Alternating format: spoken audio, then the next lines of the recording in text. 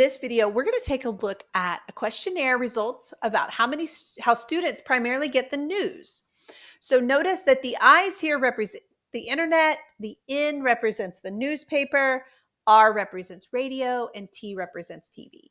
So we want to construct a frequency distribution. So all that means is we want to count up how many people did each one. So we're going to do the internet, the newspaper, the radio, and the TV. So let's do the internet. That's 1, 2. I'm going to mark them off as we go. 3, 4, 5, 6, 7, 8, 9, 10, 11, 12, 13. 13 of the 25 students told us that they got their news through the internet. Okay. Then let's do the ends. I've got 1, 2, 3, 4, 5. Get it through the newspaper. Then let's do the R. 1, 2, and 3 from the radio.